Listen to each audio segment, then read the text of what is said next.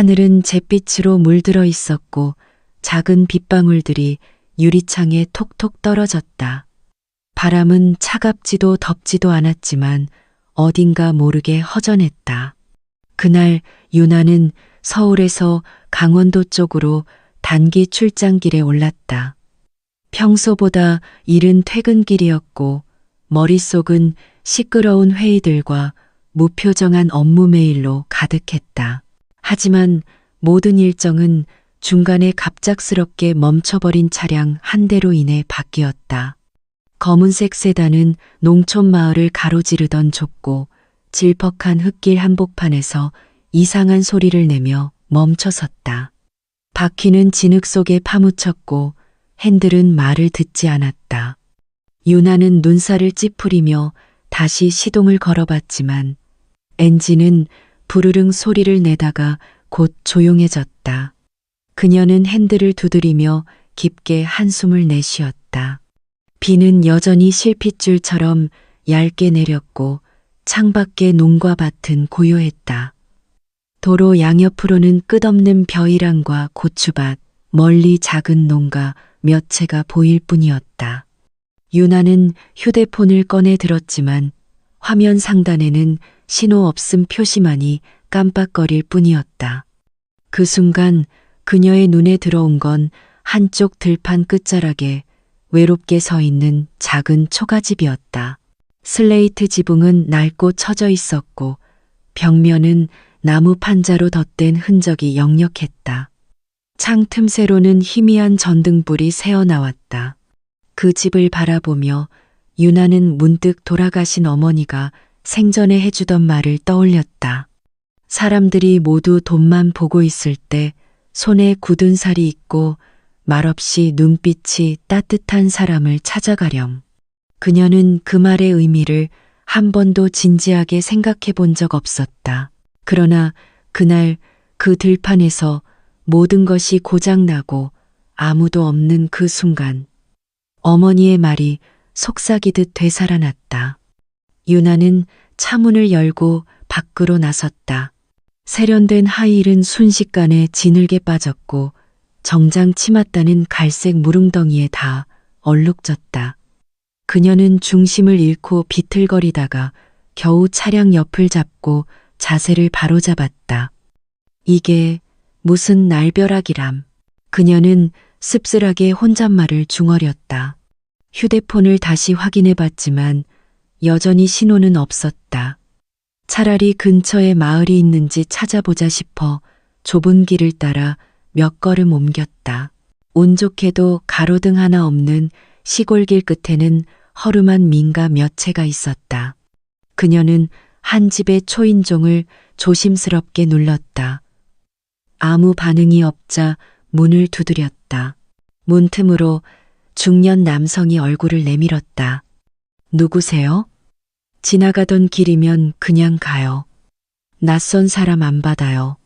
문은 그 말과 함께 쾅 닫혔다. 유나는 서늘한 바람 속에 홀로 섰다.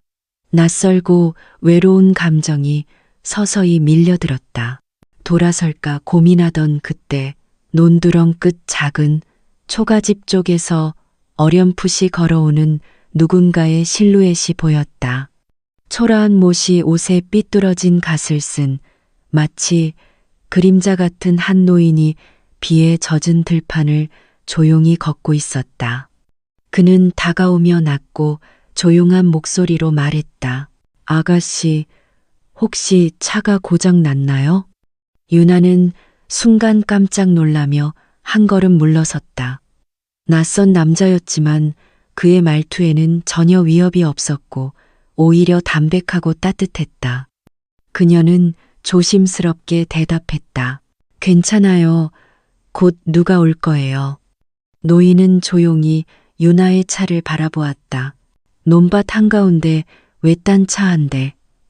도로도 신호도 없는 이곳에서 누군가 지나갈 확률은 거의 없었다. 그는 고개를 끄덕이며 말했다. 오늘 밤 비가 더 올지도 모릅니다. 여기선 밤이 금방 깁니다. 잠시 제 집에서 비 피하면서 기다릴래요? 작은 초가지만 불은 들어와요. 유나는 잠시 망설였다. 서울에서라면 상상도 못할 상황이었다. 낯선 시골에 놓인 무너질 듯한 초가집. 하지만 그의 눈동자엔 의심도 계산도 없었다. 그저 오래된 들판을 닮은 고요한 온기뿐이었다. 전 그냥 여기 있을게요. 감사하지만요. 유나는 경계심을 거두지 않은 채 말했다. 노인은 더 이상 강요하지 않았다. 그저 고개를 끄덕이며 돌아섰고 몇 분 뒤 그는 다시 나타났다. 손엔 낡은 비닐우이와 오래된 손전등 하나가 들려 있었다. 비가 오니까 이거라도 입어요. 이 근처는 바람도 거세고 밤엔 냉기가 세서요. 말없이 그가 차 본네트 위에 그것들을 내려놓고 돌아서는 뒷모습을 보며 유나의 마음 어딘가가 살짝 무너졌다. 그녀는 무심코 들판 저편을 바라보았다. 구름은 더 짙어졌고 비는 가늘어졌지만 멈출 기세는 아니었다. 결국 그녀는 결심했다. 저기요, 혹시 정말 잠깐이라도 그 집 안에 들어가도 될까요? 노인은 천천히 뒤돌아보며 미소 지었다. 그러실 줄 알았어요. 조심해서 따라오세요. 논두렁길이 미끄러우니까. 그의 집은 정말이지 초가라는 말로도 다 표현할 수 없을 만큼 허름했다. 작은 슬레이트 지붕 아래 대나무와 흙벽으로 만든 집. 안에는 단 하나의 나무 침대와 삐걱대는 탁자, 낡은 찻주전자, 그리고 벽에는 몇 개의 도구들이 걸려 있었다. 그러나 유나의 시선을 사로잡은 것은 그것들이 아니었다. 벽 한쪽 바람에 흔들리는 전등 아래 누렇게 바랜 사진 한 장이 걸려 있었다. 그녀는 천천히 다가가 그 사진을 바라보았다. 거기엔 어딘가 낯익은 젊은 여인이 있었다. 짙은 눈썹, 부드러운 미소, 그리고 낮게 묶인 머리칼. 사진 밑에는 누군가의 손글씨가 흐릿하게 적혀 있었다. 그해 봄, 논두렁 밭두렁에서. 순간 유나의 숨이 멎을 듯 했다. 그 사진 속 여인 분명 젊은 시절 어머니였다. 이 사진 혹시 어디서 구하신 거예요? 유나는 떨리는 목소리로 물었다. 노인은 잠시 침묵했다가 조용히 말했다. 아, 그분 예전에 여기 계셨어요. 오래 전 일이지만 전 아직도 기억해요. 그분이 하얀 손수건을 놓고 갔어요. 여기서 직접 자수를 놓던 그 자리, 바로 지금 아가씨가 앉은 그 자리에. 유나는 아무 말도 하지 못했다. 그녀의 손은 무의식 중에 사진틀로 뻗었고 마음속에는 수십 개의 질문들이 소용돌이쳤다. 어머니는 왜 여기에 있었을까? 왜 지금껏 그 어떤 이야기도 하지 않았을까? 초가집 안엔 다시 고요가 흘렀다. 밖에선 빗소리만이 조용히 들렸고 오래된 벽시계는 멈춰서 있었다. 방 안은 촛불 대신 등유 램프 하나만이 희미하게 공간을 밝혀주고 있었다. 유나는 마치 꿈속에 있는 것 같았다.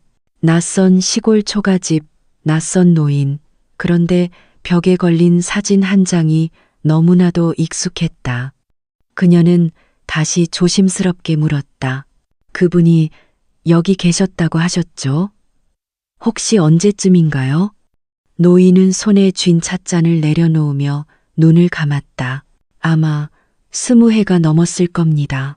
봄이 막 시작될 무렵이었어요.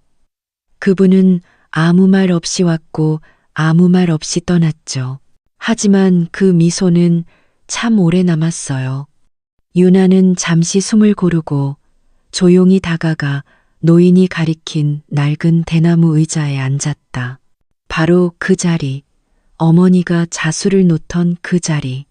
노인은 천천히 몸을 일으켜 작은 베개가 놓인 대나무 침대 옆으로 다가갔다.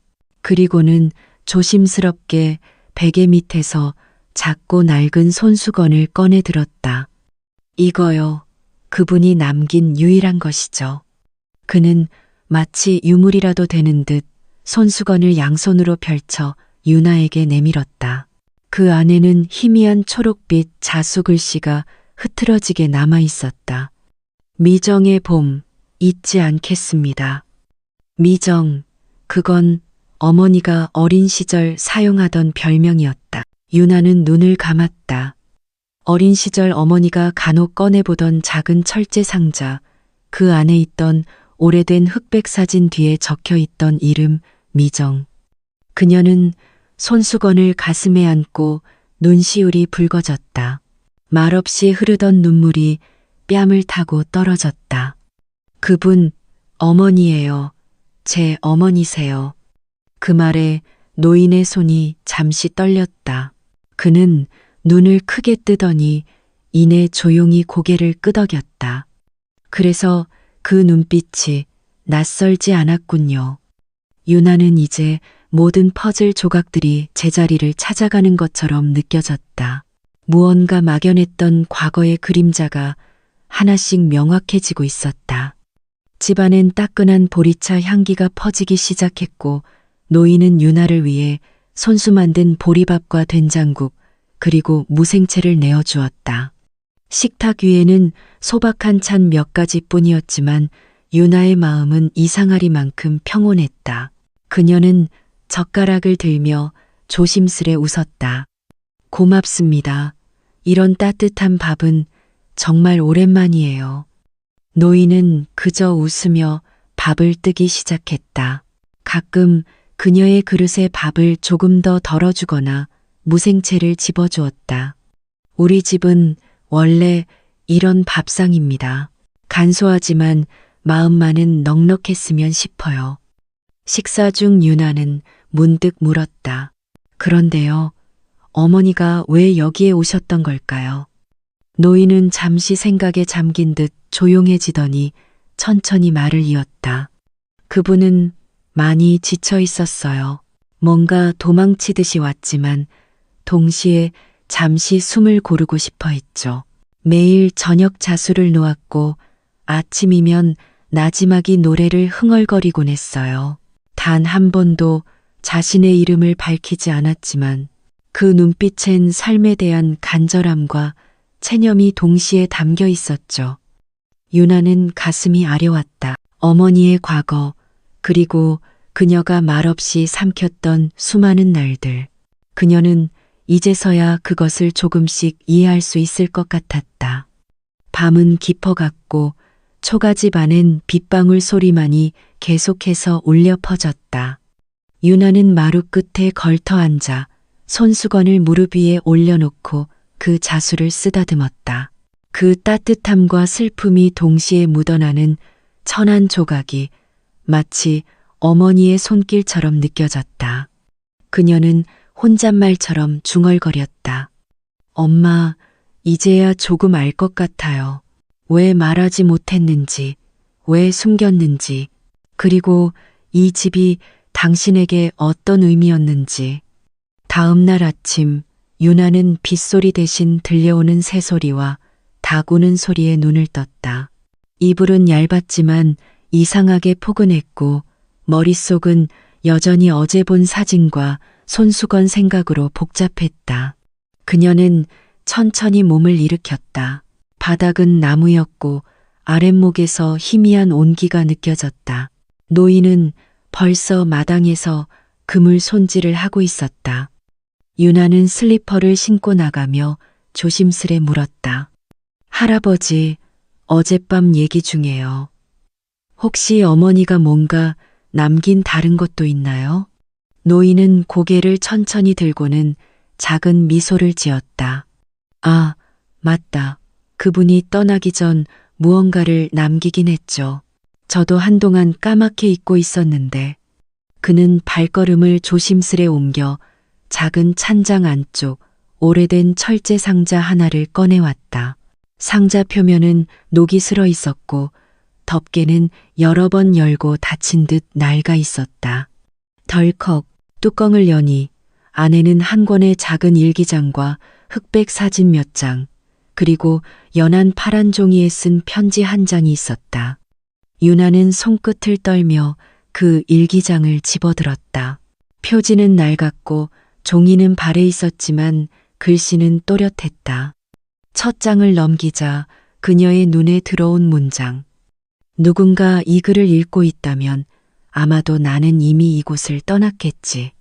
페이지를 넘길수록 유나는 자신의 어머니를 다시 새롭게 만나고 있었다.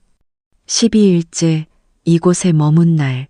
오늘도 그는 아무 말 없이 내 몫의 밥을 따로 챙겨 놓았다. 자기는 먹지 않는 척하면서 내가 먹는지 흘깃살피는 그 눈빛. 이 집은 아무것도 없지만 이상하게 마음이 놓인다. 매일 밤 자수를 놓으며 생각한다. 이 고요함이 영원하진 않겠지. 하지만 지금 이 순간은 살아있다.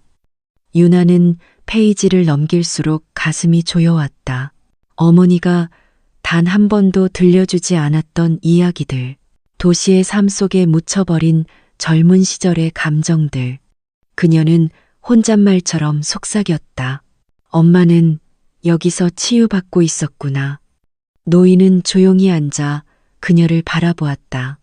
그분은 많은 걸 말하지 않았어요.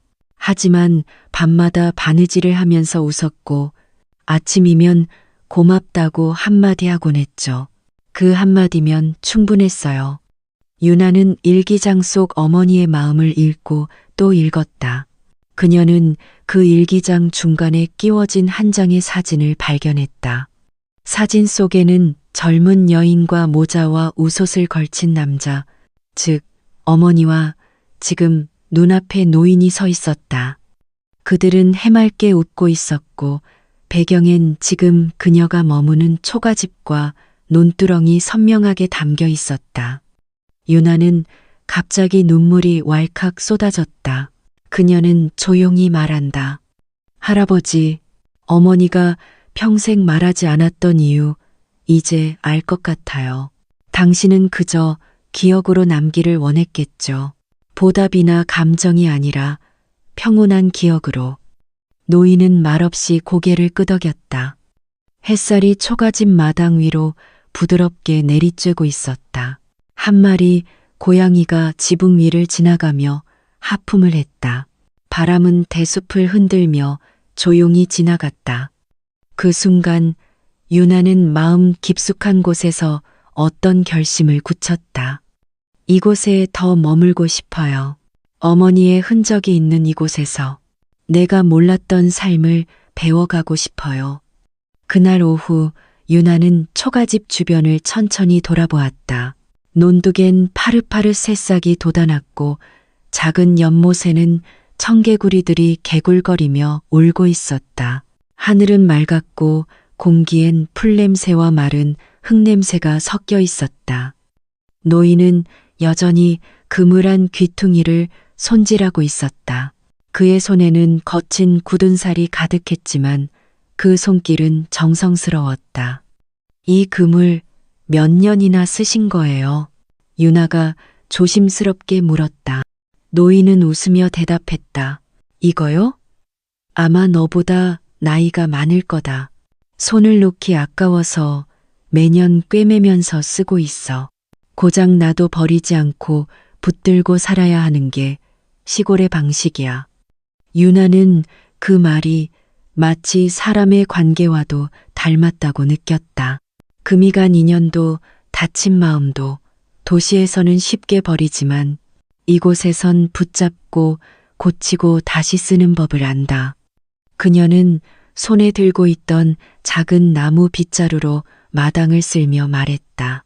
저 여기 조금 더 머물러도 될까요? 노인은 잠시 말이 없더니 허허 웃었다. 내가 뭐라고 거절하겠니? 그저 여기를 네 마음대로 쓰기 전에 먼저 손녀라고 불러줘야겠다. 내 나이에 외손녀 하나쯤 있어도 되잖니? 유나는 순간 멈췄다. 그 말은 농담처럼 들렸지만 동시에 오래된 기다림의 끝에서 나온 진심 같았다. 그녀는 고개를 숙이며 천천히 대답했다. 외할아버지, 노인의 손이 잠시 멈췄고 눈가가 붉어졌다. 다시 한번 불러봐 줄래? 외할아버지. 그녀는 더 또렷하게 말했다. 그리고 둘은 한동안 말없이 마주보며 웃었다. 바람이 지나가며 지붕 위에 작은 풍경을 흔들었다. 맑은 딸랑 소리, 그 순간이 마치 세상을 멈추게 만들었다. 그날 저녁 유나는 시장에서 돼지고기와 두부, 쪽파를 사왔다. 노인은 이게 무슨 귀한 손님 접대냐며 손사래를 쳤지만 유나는 기어이 된장찌개와 보쌈을 직접 만들어냈다. 초가 집안은 찌개 냄새와 웃음소리로 가득 찼고 어느새 마을의 이웃 몇 명도 초대를 받아왔다. 아이고, 여기 서울서 왔다던 아가씨 맞지? 근데 왜 이렇게 정이 많아? 이제 보니 이 집이 그냥 허름한 초가가 아니구먼. 사람 냄새가 아주 진해졌어. 할아버지의 얼굴은 붉게 상기되었고 그는 조용히 막걸리 잔을 유나에게 내밀며 말했다. 처음이자 마지막으로 건배 한번 하자. 이 초가집에 외손녀가 생긴 날을 축하해서. 유나는 잔을 들며 고개를 끄덕였다. 건배. 이 집을 지켜주신 외할아버지와 돌아오게 만들어준 엄마에게. 그날 밤 그녀는 오래간만에 아주 깊은 잠을 잤다. 창밖에서 바람은 여전히 부드럽게 흔들리고 있었고 풍경은 밤에도 조용히 딸랑거리며 말없이 말했다. 이제 여기가 내 집이야. 며칠이 흘렀다. 유나는 초가집에 익숙해졌다. 아침마다 닭 울음소리에 눈을 뜨고 마당을 쓸고 물을 데워 노인의 세수를 돕고 점심엔 같이 된장찌개를 끓이고 저녁이면 함께 마루에 앉아 별을 올려다봤다. 그러던 어느 날 아침 그녀의 핸드폰이 울렸다. 유나 씨, 다음 주까지 보고서 마감입니다. 서울로 올라오셔야죠. 그녀는 조용히 전화를 끊고 창밖을 바라보았다. 고요하고 따뜻한 마당, 할아버지가 고무신을 신으며 웃는 모습. 어느새 그녀는 이 풍경 속에 스며들어 있었다. 하지만 현실은 그녀를 기다려주지 않았다. 서울의 사무실, 정장, 프로젝트, 마감일. 그곳에선 외손녀가 아닌 기획팀장 유나로 살아야 했다. 그날 저녁 유나는 마루에 앉아 노인에게 말했다. 저 다음 주에 서울로 올라가야 해요. 노인은 고개를 끄덕였다. 그래, 언젠간 돌아가야지. 여기서 영원히 살 수는 없을 테니까. 그 말에 유나의 가슴이 쿵 내려앉았다. 그는 아무렇지 않은 척 말했지만 그의 손가락은 조심스럽게 자수 손수건을 만지고 있었다. 그녀는 마루 끝에 걸터 앉아 중얼거렸다. 가긴 가야겠죠. 하지만 마음이 너무 많이 남아서요. 노인은 한참을 말이 없었다. 그러다 조용히 말했다. 사람은 자기가 자랐던 곳보다 마음이 따뜻했던 곳에 오래 남고 싶어 하지. 유나는 노인의 말에 고개를 끄덕였다. 그녀는 휴대폰을 꺼내 일정을 확인하다가 결국 천천히 사직서 작성을 시작했다. 사람이 되려면 어디서 살아야 할까? 며칠 후 유나는 서울로 올라갔다. 일터에서의 마지막 인사를 하며 말없이 울었고 집에 돌아와 짐을 싸는 대신 박스를 펼쳤다. 그녀는 자신이 더 이상 서울의 삶에 마음을 두지 않게 되었음을 깨달았다. 나는 돌아갈 거야. 처가집으로, 외할아버지께로, 그리고 어머니가 잠시 숨 쉬었던 그 집으로.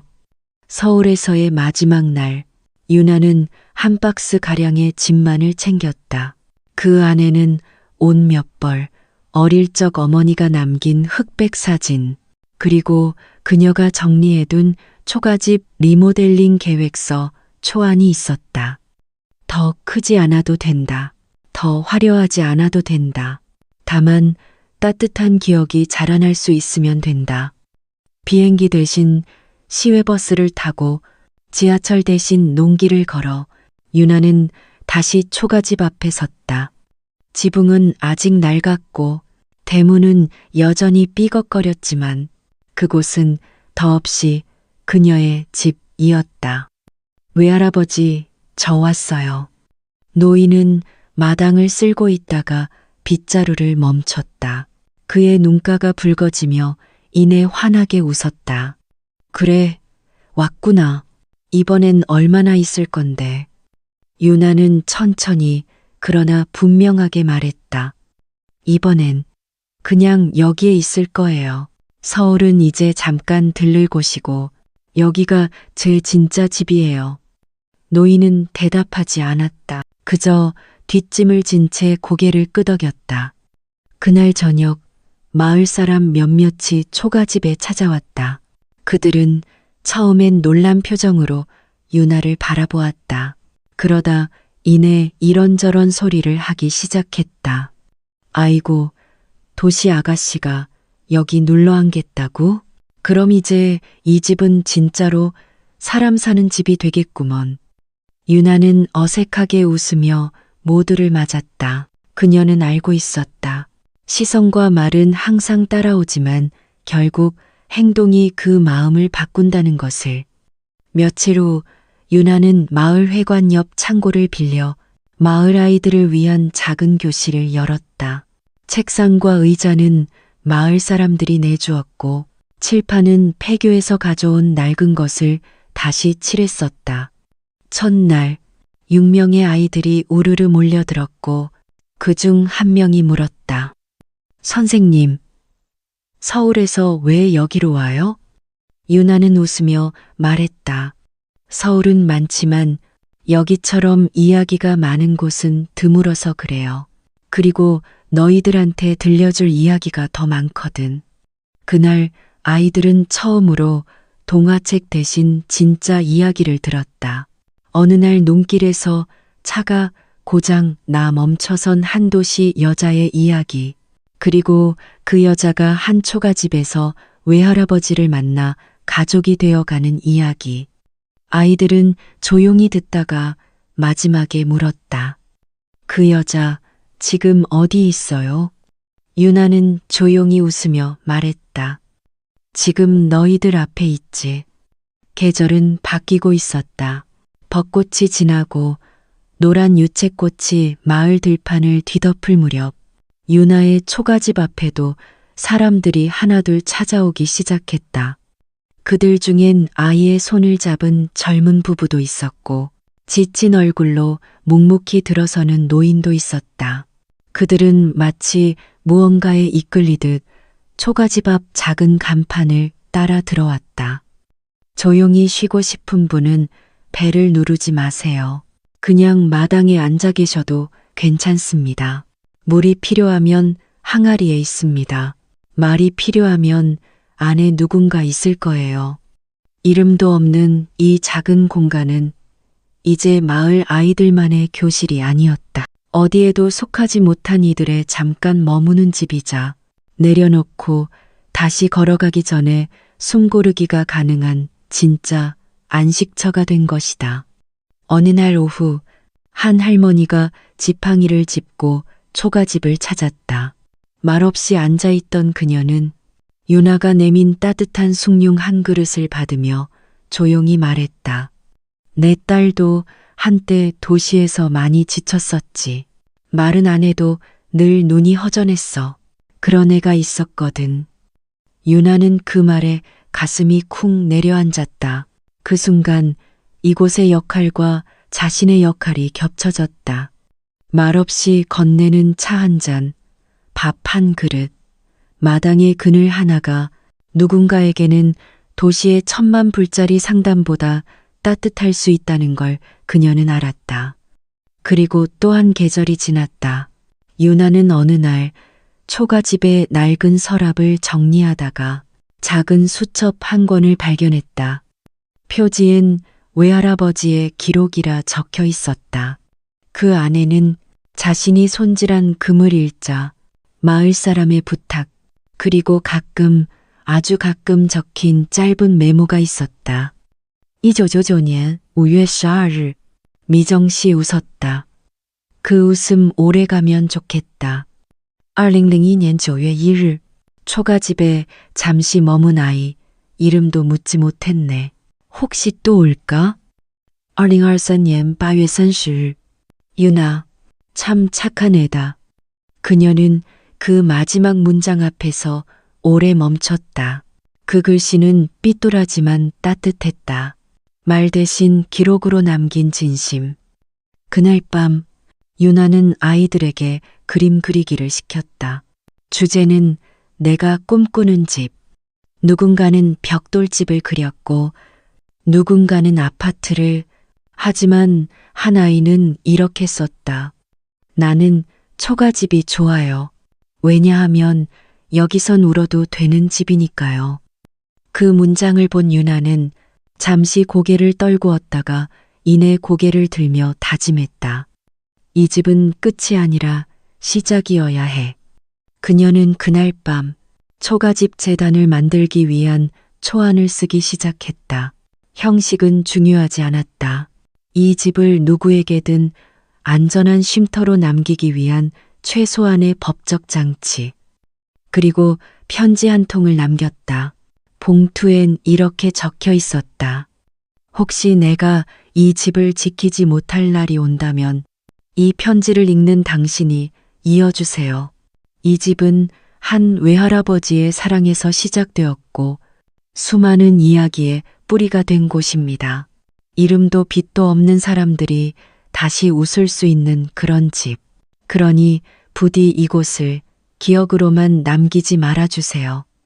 이 이야기를 읽고 나니 마음 깊은 곳이 따뜻해졌습니다.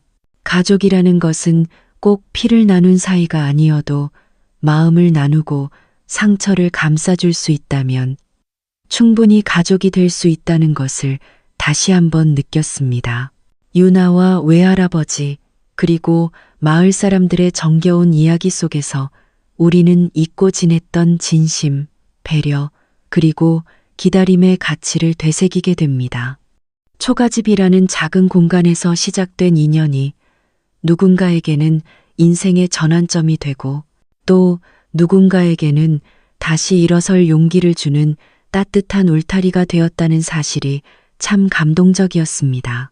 아픔을 품고도 말없이 기다려준 외할아버지의 모습, 그리고 그 품에 안겨 울음을 터뜨린 유나의 순간은 오래도록 마음에 남을 것 같아요.